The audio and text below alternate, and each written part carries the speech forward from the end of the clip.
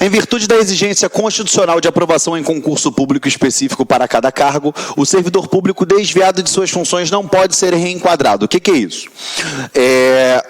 Para evitar a má-fé de muitos servidores, na administração pública isso é comum. O servidor acaba sendo desviado para fazer outras funções que não são as dele.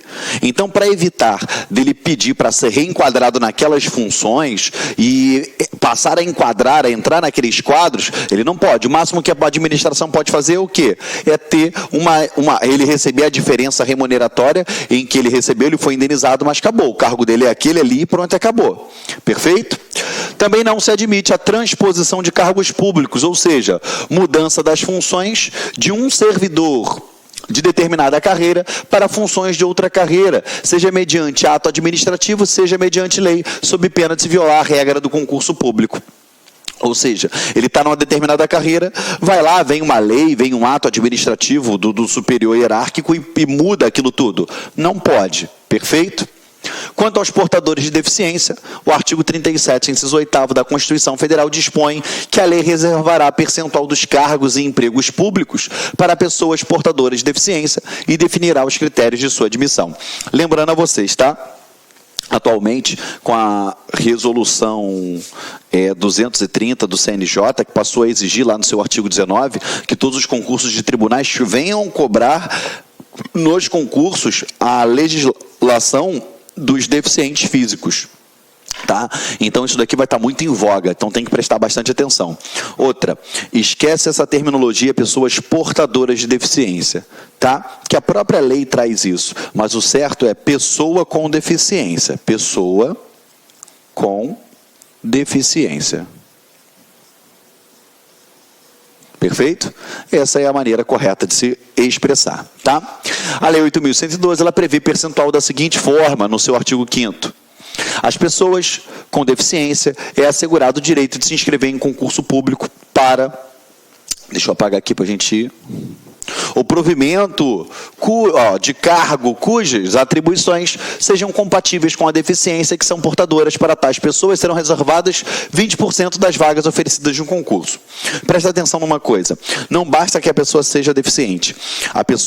A deficiência dela não pode ser um impeditivo para ela exercer as atribuições daquele cargo. Então, a deficiência, ela tem que ser compatível com as atribuições do cargo. Por exemplo, eu vou trabalhar no tribunal. Eu posso ser um cadeirante trabalhando no tribunal? Posso, porque aquilo ali não vai me impedir em nada em trabalhar como analista, como técnico, como magistrado. Perfeito? Agora, como um oficial de justiça, já fica um pouco mais complicado. Perfeito? Vamos lá.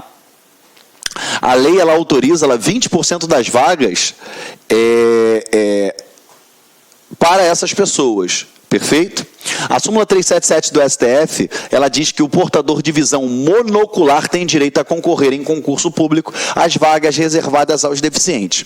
O que essa súmula diz? Você tem que prestar atenção no seguinte, lá na lei que trata dos deficientes, ele vai dizer o que é deficiência, quais são os tipos, o que é deficiência visual, o que é deficiência auditiva, o que é deficiência física, o que é deficiência mental, o que é deficiência múltipla, perfeito? E na própria legislação, ele não fala da visão monocular.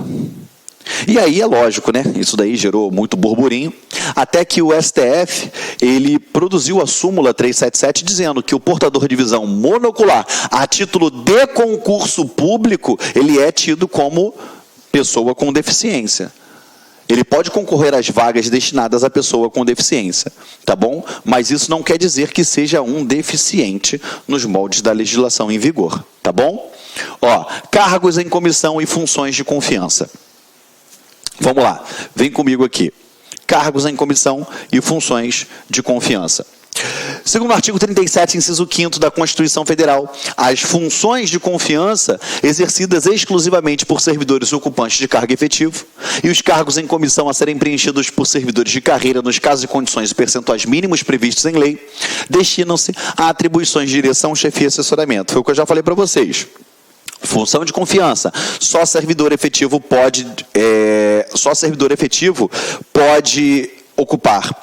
Cargo em comissão, qualquer um pode ocupar, mas eu reservo o percentual mínimo em lei para que os ocupantes daquele cargo sejam servidores. Em ambos os casos, o que vai acontecer? São para ocupar cargos ou funções de direção, chefia ou assessoramento, tá bom? Aqui, ó, existe cargo sem função e função sem cargo. É aquela indagação que eu já fiz com vocês lá no início em aulas passadas. O cargo, ele tem uma função, mas nem toda função ela vai pertencer a um cargo, beleza? Conforme eu já havia explicado isso para vocês. Olha o que está aqui no texto, ó. Não existe cargo sem função, uma vez que todo cargo todo cargo encerra um conjunto de atribuições. Entretanto, podem existir funções sem um cargo específico correspondente, como é o caso de funções de confiança ou aquelas oferecidas em que foram contratados temporariamente, conforme nós já trabalhamos aqui. Beleza? Olha só, os cargos em comissão, eles são declarados em lei de livre nomeação e livre exoneração. O que é isso? A administração, o administrador público, ele vai nomear e vai exonerar ao seu bel prazer, entendeu? Ele vai pegar e vai nomear e vai exonerar. Lógico que tendo obediência à súmula vinculante número 13. Mas ele vai fazer aquilo ali normalmente, independentemente enfim, lógico, desde que venha preencher os requisitos de lei, tá? Que a lei determina, ó. Significa que, em regra, qualquer pessoa, mesmo que não seja servidor público, efetivem aqui, ó, nenhum poder ou esfera da federação pode ser nomeado para exercer um cargo em comissão. Entretanto, alguns cargos em comissão deverão ser preenchidos por servidores de carreira, concursado, que eu já expliquei para vocês, nos casos e condições e percentuais mínimos previstos em lei. No caso de função de confiança, como vimos, a designação para o seu exercício, ela deve recair obrigatoriamente em quem? Em servidor público. Então grava, cargo em comissão, particular e servidor. Função de confiança, somente servidor efetivo. Tá bom? Vamos lá. Não se adquire nenhuma hipótese de estabilidade em decorrência do exercício em cargo comissionado. Não importa durante quanto tempo o servidor exerça. O cara está há 20 anos num cargo em comissão. O problema é dele, ele não é estável. Só é estável aquele aprovado em concurso público de provas ou provas e títulos para ocupar cargo público. E aquele que foi aprovado no estágio probatório, tá bom? Mas o cara que ficou lá 20 anos na administração, não adianta falar que ele tem instabilidade, porque ele já está lá há 20 anos, tá? Ó, além disso, a cargo do cargo em comissão e a dispensa de função de confiança dar-se-á juízo à autoridade competente. Não é preciso abertura de procedimento administrativo ou sequer motivação, ou a pedido do próprio servidor. O que significa isso? A autoridade competente, a qualquer momento, ela pode simplesmente falar, está exonerado, a qualquer momento está dispensado. Ela não é obrigada nem sequer a fazer a motivação. Entendeu? Lembrando, não confunda motivo com motivação. Motivo é o elemento do ato, motivação é a explicitação dos motivos. Então, ela não é obrigada, por quê? É ad nutum, livre nomeação, livre exoneração, livre designação e livre dispensa, ok? Quanto ao nepotismo, destaca-se o que preceitua lá a súmula vinculante número 13, que eu já falei para vocês, nepotismo é a contratação de parentes, em linha reta, colateral ou por afinidade, tá? Até o 3º grau. Lembrando a vocês, galera, em linha reta, filho, neto, bisneto, pai, vô, bisavô, tataravô, beleza? E linha colateral, tio, primo, tá bom? Olha o que a súmula diz. A nomeação de cônjuge, companheiro ou parente em linha reta, colateral ou por afinidade até o 3º grau, inclusive da autoridade nomeante ou de servidor da mesma pessoa jurídica investido em cargo de direção, chefia ou assessoramento para o exercício de cargo em comissão ou de confiança, ou ainda de função gratificada na administração pública direta e indireta de qualquer dos poderes da União, dos Estados, do Distrito Federal e dos municípios, compreendido o ajuste mediante designações recíprocas, viola a Constituição Federal. Então, você percebeu que, tanto em linha reta, colateral, o que é o por afinidade? É quando você tem o seu marido, a sua esposa, você casou com ela, todos os parentes dela passam a ser seus parentes por afinidade. Então, a sua sogra passa a ser seu parente de 1º grau por afinidade. Entendeu? Sua cunhada, seu cunhado, parente de segundo grau por afinidade. Entendeu? Foi. E no finalzinho, ele faz uma menção muito importante, que ele fala aqui, ó, ainda compreende o que? O ajuste mediante o que? As designações recíprocas. Sabe o que é isso? É o tal do nepotismo cruzado. Anota aí no teu material. Nepotismo cruzado. O que é o nepotismo cruzado? Eu contrato os seus, você contrata os meus. Porque eu contratando o seu, ele não tem nenhum grau de parentesco comigo. E aí você contrata os meus. Perfeito? Isso é o nepotismo cruzado. E também é vedado. Perfeito? Estamos juntos? Vamos lá. Deixa eu apagar aqui. E ainda em relação ao cargo em comissão, a gente ainda menciona o artigo 9º lá da Lei 8.112, só para poder enriquecer o nosso estudo, que ele diz o seguinte, ó, a nomeação far-se-á em comissão, inclusive na condição de interino para os cargos de confiança vagos. Aqui, ó, parágrafo único. O servidor ocupante de cargo em comissão ou de natureza especial poderá ser nomeado para ter exercício interinamente em outro cargo de confiança, sem prejuízo das atribuições que atualmente ocupa, hipótese em que deverá optar pela remuneração de um deles durante o período da interinidade. O que é isso? É quando ele vai suprir o buraco deixado por um outro cargo que ficou vago, perfeito? Então ele vai ser o tal do interino, né? A gente vê muito essa expressão no futebol, quando o técnico é demitido, aí um fica lá no lugar e fala, não, ele está ali de interino, né?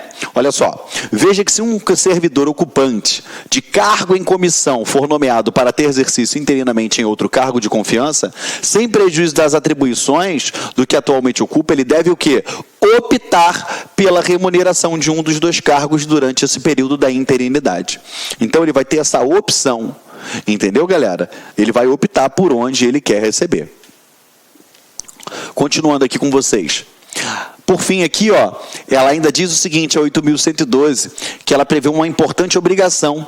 Aqueles que ocupam cargo em comissão ou função de confiança, eles se submetem ao regime de integral dedicação ao serviço, podendo ser convocados sempre que houver interesse da administração. Então, tu trabalha num cargo em comissão, a hora que a administração pública tiver interesse, ela vai te convocar e você vai ficar lá. Você está numa função de confiança, a mesma coisa. Perfeito? Foi? Contratação por tempo determinado. Vamos lá. De acordo com o artigo 37, inciso 9, ele fala o seguinte, ó, da Constituição Federal, a lei estabelecerá os casos de contratação por tempo determinado para atender necessidade temporária de excepcional interesse público. O grande cerne disso daqui é a necessidade temporária, tá bom? Para o quê? Excepcional interesse público. É isso que você tem que gravar. Se vai falar em contratação por tempo determinado, tem que ter o quê?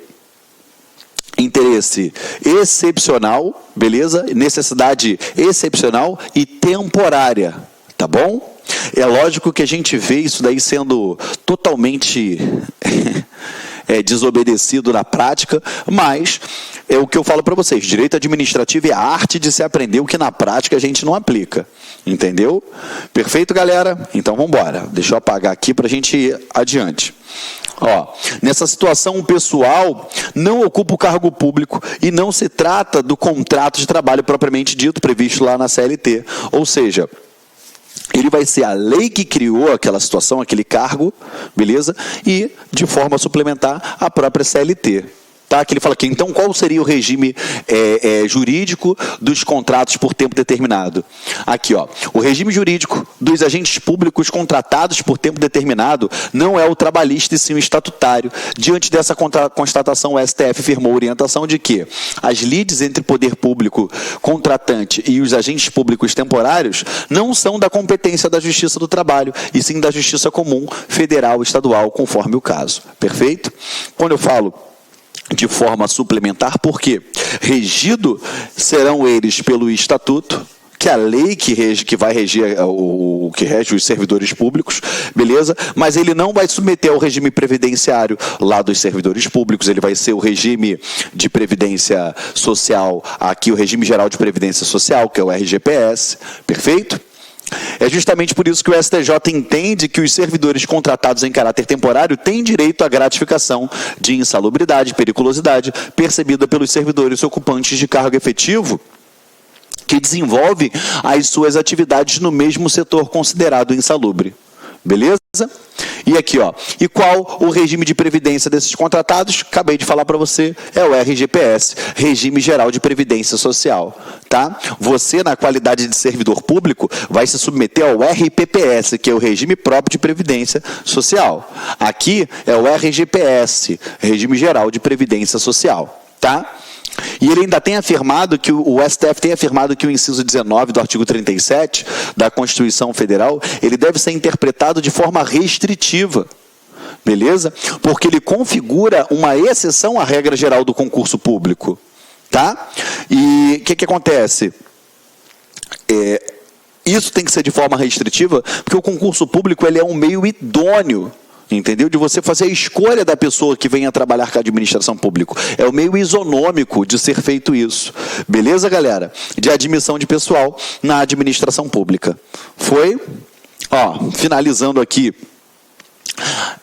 Os requisitos cumulativos para que considere legítima a contratação temporária em todos os níveis da federação. Vamos lá. Então, quais seriam esses casos, esses 4 requisitos? Primeira coisa, casos excepcionados, eles devem estar previstos em lei, tá bom? Excepcionados, eles devem estar previstos em lei. Outra, o prazo de contratação, ele deve ser o quê? Pré-determinado, tá bom? Não é contrato por tempo indeterminado, não, ele é pré-determinado. Outra, a necessidade ela tem que ser o quê? Temporária. Por quê? Se aquela necessidade for sempre tiver aquela necessidade, ele deixa de ser temporário. Então vamos criar um cargo público para poder fazer um concurso público de provas ou provas e títulos para que venham pessoas ocupar aquele cargo de forma idônea. Entendeu? E o interesse público, ele deve ser o quê? Excepcional. Galera, é excepcional, é exceção, não é a regra, tá bom? Não é a regra. Se algum desses requisitos eles estiverem ausentes, você já sabe que a contratação, ela vai ser o quê? Ilegal. Perfeito? Foi? A contratação, ela vai ser ilegal, tá? Deixa eu apagar aqui. Vamos lá agora falar do direito de greve e associação sindical. Vem comigo. Olha só. Lá no artigo 37, inciso 6º, ele diz: a Constituição Federal garante ao servidor público civil o direito à livre associação sindical. Beleza? Então, o que eu quero que você fique atento? Ele garante ao servidor público civil. Puxa uma setinha e bota: não ao militar. Beleza? Já para você ficar aí, na atividade aí, não dá mole com relação a isso. Tá? Ele concede aos servidores públicos, lá no artigo 37, inciso 7, o direito de greve nos termos e limites definidos em lei específica. É óbvio que a gente sabe que essa lei até hoje ela não foi editada. Beleza? Mas o artigo 37, ele salvaguarda esse direito constitucional de greve dos servidores públicos. Perfeito? Foi? Aí aqui a observação que eu já falei para vocês, que a lei que regulamenta o direito de greve lá dos servidores públicos requerida pela Constituição, até hoje ela não foi editada. E o que aconteceu diante dessa inércia?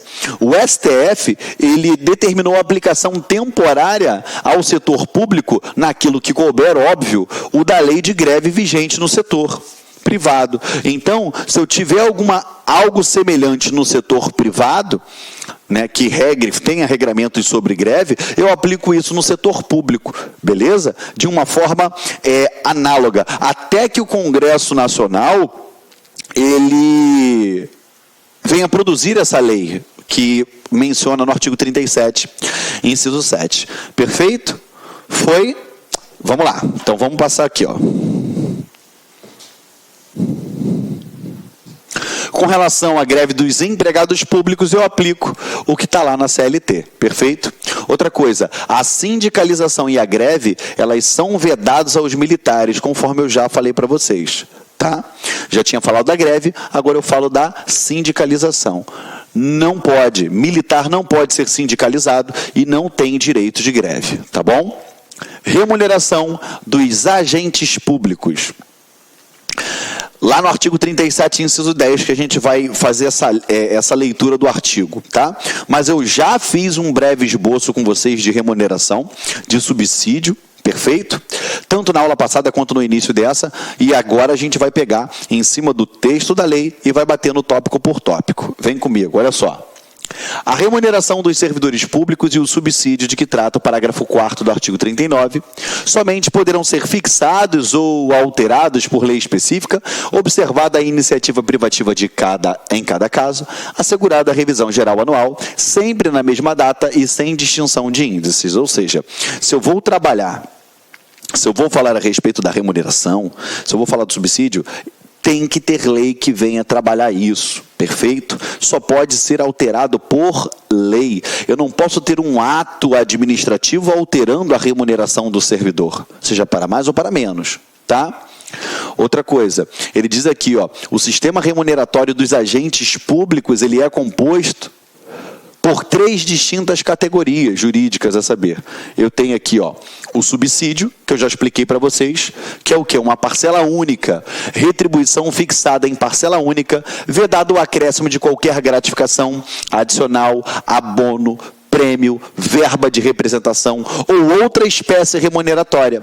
É a modalidade de remuneração em sentido amplo, né, de aplicação. O que você vai falar aqui, ó? A única coisa que eu posso somar, ó, só somo o que, gente? As indenizações. A única coisa que pode ser somada são as indenizações. Beleza? Foi. Lembrando que o subsídio, ela é obrigatória, tá? Já anota aí que eu vou apagar. O subsídio, ele é obrigatório para os agentes políticos. Exemplos: chefe do Poder Executivo, deputados, senadores, vereadores, ministros de Estado, secretários estaduais, municipais, membros da magistratura, membros do Ministério Público, dos tribunais de contas e etc. Para alguns servidores públicos, né, servidores da carreira pertencente à Advocacia Geral da União, à Defensoria Pública, Procuradoria Geral da Fazenda Nacional, às Procuradorias do Estado e do Distrito Federal, os servidores da Polícia Federal, Ferroviária Federal, civis e militares e Corpo de Bombeiros Militares. Lembrando, né, a gente sabe que isso daqui nem sempre é obedecido, né? Porque a gente tem estados aí pelo Brasil afora que policiais civis, delegados, ainda recebem remuneração e não subsídio. Então, assim, não levem a prática para dentro da prova, tá bom? Leve o que você aprendeu na Constituição para dentro da prova, para você acertar isso daí e ficar show de bola, tá bom? E ela é facultativa para os servidores públicos organizados em carreira, desde que assim dispõem as leis federais e estaduais, ou municipais, ou do Distrito Federal, conforme a carreira que trate. Como funciona isso? O subsídio, ele é obrigatório nesses casos que nós mencionamos aqui. Mas eu posso ter um cargo que venha receber subsídio? Posso, desde que ele seja organizado em carreira. Se eu tiver ele organizado em carreira, se ele não for aquele de simbolismo único, se ele for organizado em carreira e a lei permitir que isso aconteça, não tem problema nenhum receber através de subsídio, ok? Tá? Agora vamos lá, para você entender. Vencimento básico é a retribuição pecuniária básica estabelecida em lei e pode ser menor que o salário mínimo. Vencimento básico, ou seja, é aquela parte básica, tá bom? A remuneração, ela é a junção do vencimento básico, ou seja, da parte básica com as vantagens, que a gente não pode confundir, tá? A remuneração, ela é o conjunto de retribuições, ou seja, sinônimo de vencimentos. Vencimento, parte básica. Vencimentos é o quê? Remuneração. Ela não pode ser menor que o salário mínimo, composto pelo vencimento básico do cargo e mais as vantagens pecuniárias de caráter permanentes estabelecidas em lei, pagos aos servidores públicos submetidos ao regime jurídico estatutário. Ou seja, remuneração é igual a vencimento mais vantagens, ok? Se eu falar vencimentos, é sinônimo de remuneração. Não pode confundir isso daí na hora da tua prova. Perfeito? Vencimentos é remuneração. Vencimento, parte básica, ok?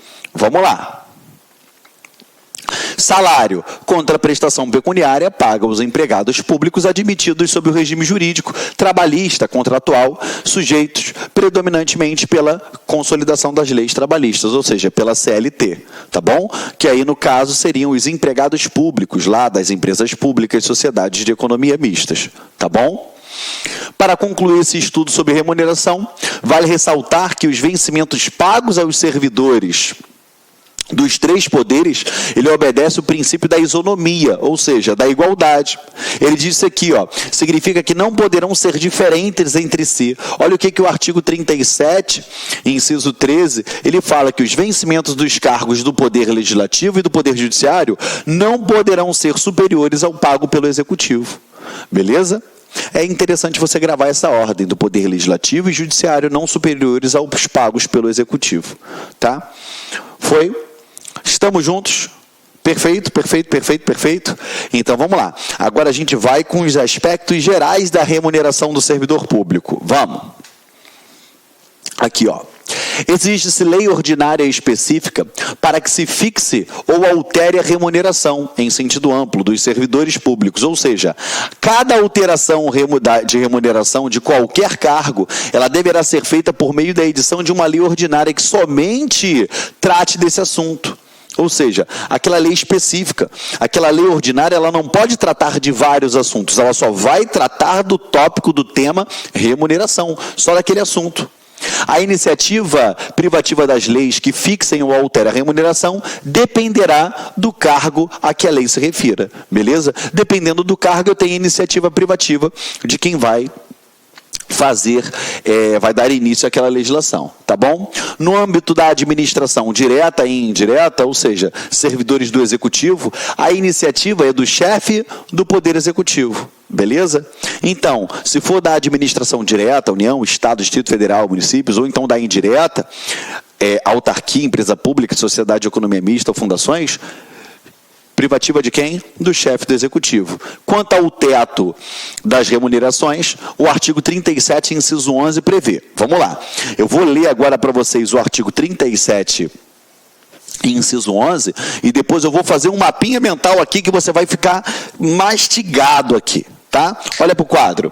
A remuneração e o subsídio dos ocupantes, pega a caneta e vai marcando comigo, dos ocupantes de funções e empregos públicos, da administração direta, da administração autárquica e fundacional, dos membros de qualquer dos poderes da União, Estado, Distrito Federal e dos municípios, dos detentores de mandato eletivo e dos demais agentes políticos e os proventos, pensões ou outra espécie remuneratória, percebidos cumulativamente ou não, incluídas vantagens pessoais ou de qualquer outra natureza, não poderão exceder o subsídio mensal em espécie do ministro do Supremo Tribunal Federal, Supremo Tribunal Federal, aplicando-se como limite nos municípios o subsídio do prefeito e nos estados e Distrito Federal o subsídio mensal do governador no âmbito do Executivo, o dos deputados estaduais no âmbito do Legislativo e o subsídio dos desembargadores do Tribunal de Justiça, limitados a 90 inteiros e 25% do subsídio mensal em espécie dos ministros do Supremo Tribunal Federal no âmbito do Poder Judiciário. Aplicável esse limite aos membros do Ministério Público, aos procuradores e aos defensores públicos. E aí tu fala assim, e aí, Geraldo? Como funciona essa parada aí? E aí? Vamos lá, reproduzir o artigo. Ele diz o seguinte, quem é o teto maior? É o tetão. Lembrando, tá, gente? Literalidade de lei. Teto maior, ministro do STF. Posso ter subteto, Geraldo? Posso. Subtetos. Os subtetos no âmbito do Estado e no âmbito do município. No âmbito do município, o subteto será de quem? Do prefeito. No âmbito do Estado, se for no âmbito do poder executivo, será o governador. Aqui é Estado e Distrito Federal, tá, gente? Se for no âmbito do legislativo, deputados. Se for no âmbito do poder judiciário,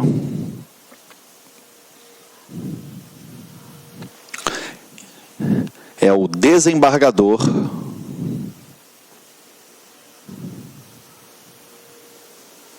do TJ. Só que ele fala que esse ficará limitado a 90 inteiros e 25 centésimos por cento do subsídio mensal em espécie do STF. Então esse cara aqui, ó, ele fica limitado a 90 inteiros e 25 centésimos por cento do subsídio mensal do ministro do STF. Só que ele ainda fala o seguinte, ele fala que os membros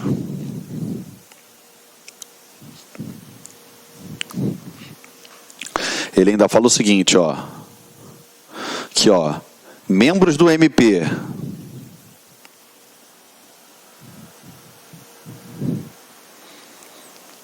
defensores públicos e procuradores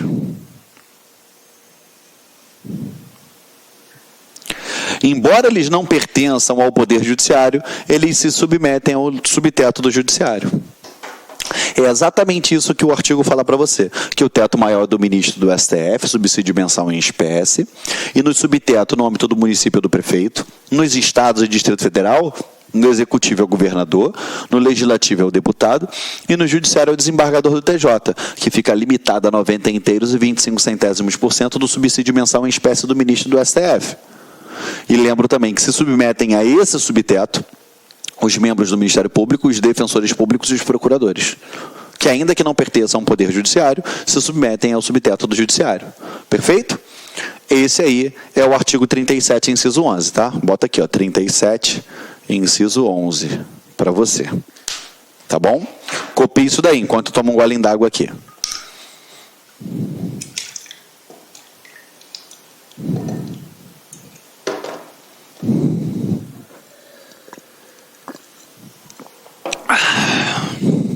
Foi?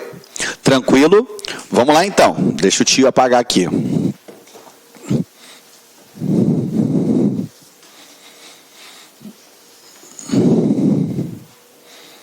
Vamos lá.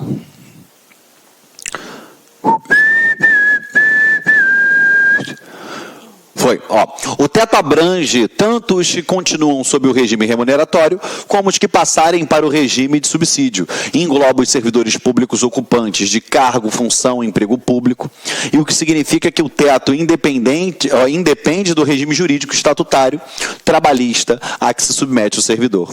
O teto alcança os servidores da administração direta, autárquica e fundacional. Tá? Atenção, quanto às empresas públicas e sociedade de economia mistas, elas somente são alcançadas se elas receberem recursos da União, dos Estados, a título de custeio de pessoal. Como assim? Pensa comigo. Quem é que obedece o teto? A administração direta, que é a União, Estado, Distrito Federal e Municípios, e autarquia e fundações. Agora, a empresa pública, por exemplo, Banco do Brasil, Caixa Econômica e Sociedade de Economia Mista, Banco do Brasil, Petrobras, submetem-se ao teto? Em regra, não. Eles só vão se submeter ao teto se receber mesada. Se tiver repasse de verbas a título de custeio de pessoal, aí sim eles se submetem ao teto. Entendeu? Perfeito? Estamos juntos? Foi? Vamos lá. O teto atinge os proventos dos aposentados e a pensão devida aos dependentes do servidor falecido. Então, vamos lá. Estou na ativa, o que eu recebo? Remuneração ou subsídio.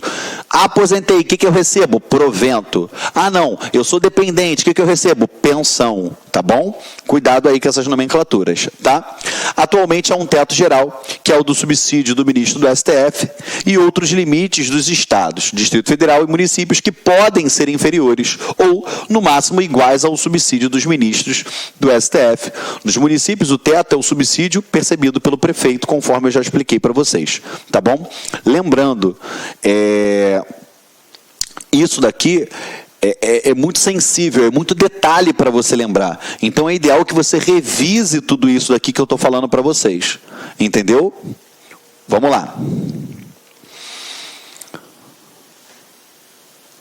Dos municípios e do estado nos estados do Distrito Federal há um limite diferenciado por poder correspondendo ao subsídio mensal do governador para o executivo, ao subsídio dos deputados estaduais e distritais para o poder legislativo e o subsídio do desembargador do TJ no poder judiciário. Tá? Isso daqui já estava descrito lá atrás que eu falei para vocês, tá bom?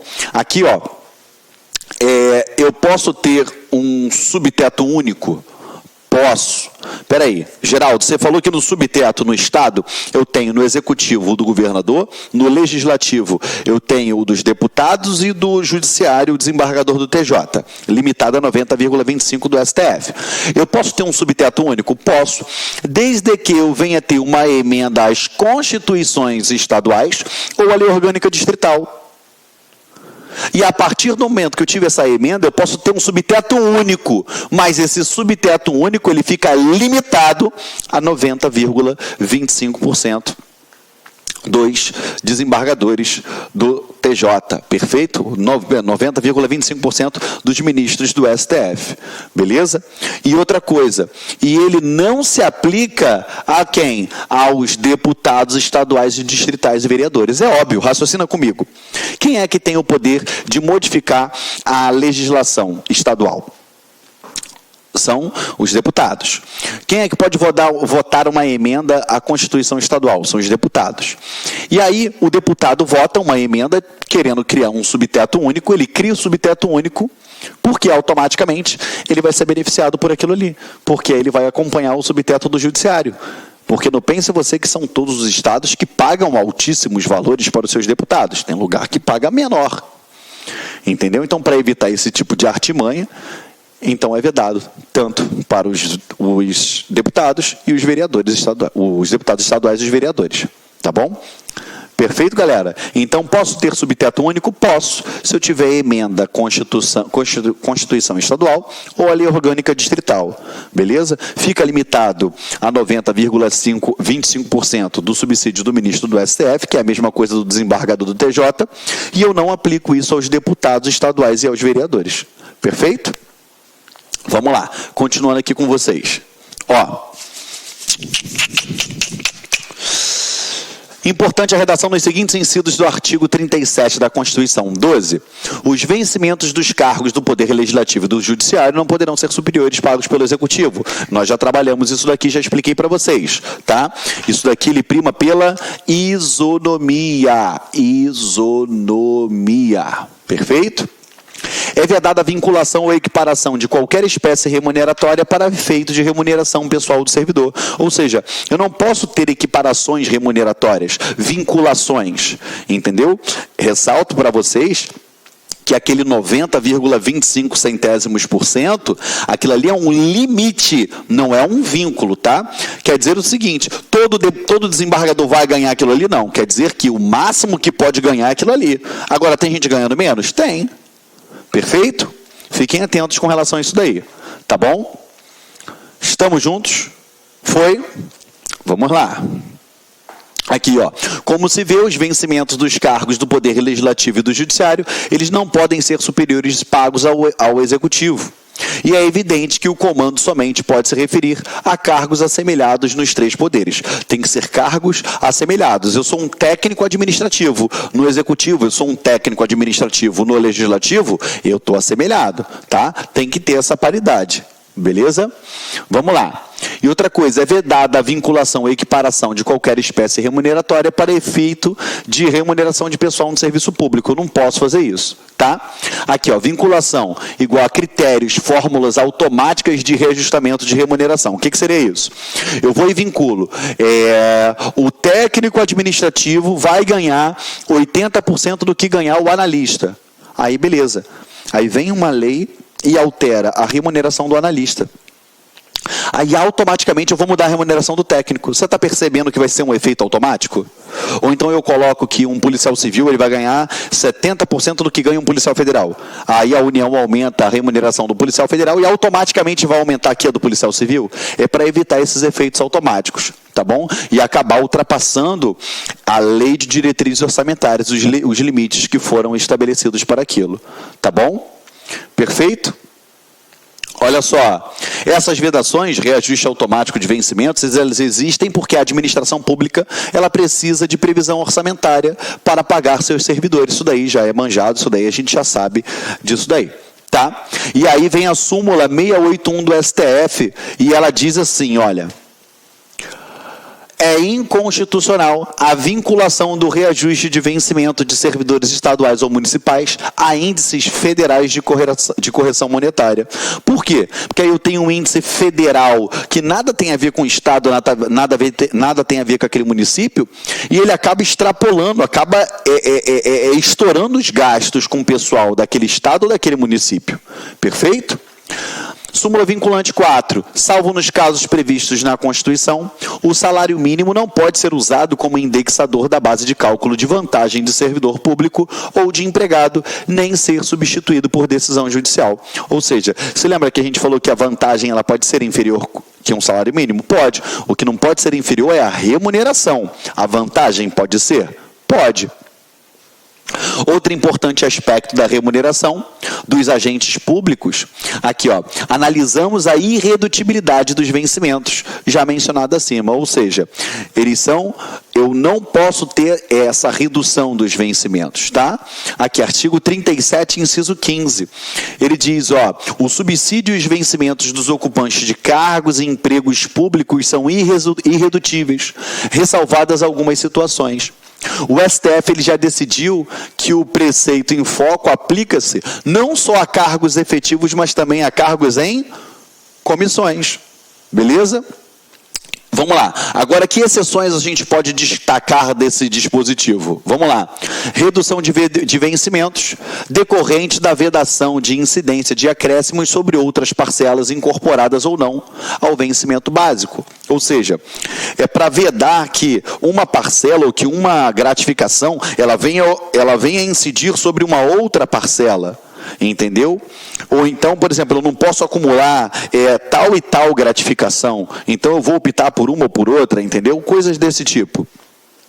Redução da parcela dos subsídios ou vencimento que excederem o teto remuneratório. Eu tenho amigos que trabalham, né, que são servidores públicos e que eles ganham, vem no contra-cheque acima do teto remuneratório. Tudo aquilo que ultrapassar o teto remuneratório, ele não vai receber.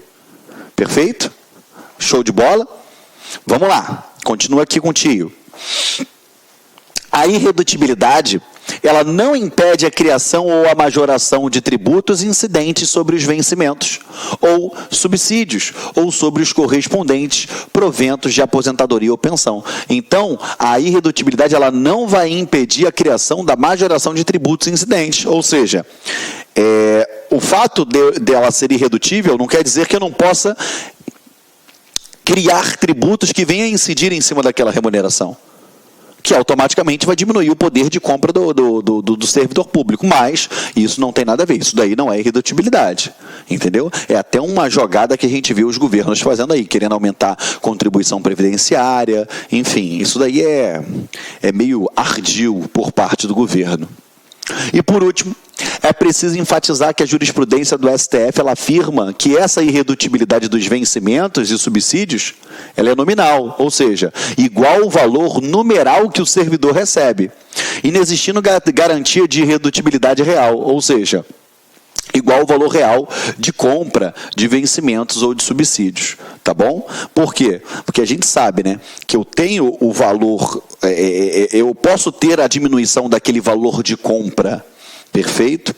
A capacidade de compra daquele servidor sem automaticamente ter diminuído a remuneração dele, conforme nós já mencionamos aqui, tá? Não podemos encerrar o tópico sem as seguintes súmulas do STF, que é muito importante a gente ler. Súmula vinculante 6. Não viola a Constituição o estabelecimento de remuneração inferior ao salário mínimo para as praças prestadoras de serviço militar inicial. Quem são esses caras aqui, ó? São os conscritos. Se lembra daquela galerinha lá que vai se alistar, que ele recebe menos do que um salário mínimo? Perfeito? Então, isso daqui, ó, não afronta a Constituição Federal. Súmula vinculante 15. O cálculo de gratificação e outras vantagens do servidor público não incide sobre o abono utilizado para atingir o salário mínimo. Ou seja, o cálculo das gratificações e outras vantagens, ele não incide sobre o abono utilizado para atingir o salário mínimo. Perfeito? E a súmula 339 não cabe ao Poder Judiciário, que não tem função legislativa, aumentar o vencimento de servidores públicos sob o fundamento da isonomia. Isso daqui é porque muitos servidores começaram a ingressar com ações no Judiciário, pedindo que um aumento em sua remuneração, alegando ter o quê? Exigindo a isonomia com outros servidores que desempenhavam o mesmo papel e que recebiam demasiadamente acima do valor que aquele servidor propositor da ação recebia. Então, para evitar esse tipo de celeuma judicial, foi editado esse verbete aqui da súmula 339 do STF. Tá bom? Por quê? Porque a gente já viu lá atrás, só vai trabalhar, só vai falar de remuneração, é lei, é a legislação, respeitada a iniciativa privativa em cada caso, mas é a legislação que vai tratar desse tema, que é a remuneração. Perfeito? Galera, eu agradeço a presença de vocês aí até o final. Eu quero deixar claro que a gente fecha agora o nosso tópico de agentes públicos. E assim, eu tenho a plena certeza que nós esgotamos, trabalhamos absolutamente tudo aquilo que poderíamos trabalhar. Perfeito? Fizemos mapas mentais, nós pegamos o texto, a literalidade do texto da Constituição Federal, trouxe para vocês as súmulas vinculantes, súmula do STJ, do STF, jurisprudência. Então a gente fecha com chave de ouro isso, perfeito? Agradeço imensamente sua presença até o final, que para mim é um sinal de respeito, e eu tenho certeza que a sua aprovação ela está mais próxima do que você imagina, tá bom? Fique com Deus, um grande abraço e até a próxima aula, até o próximo tópico. Tchau, tchau.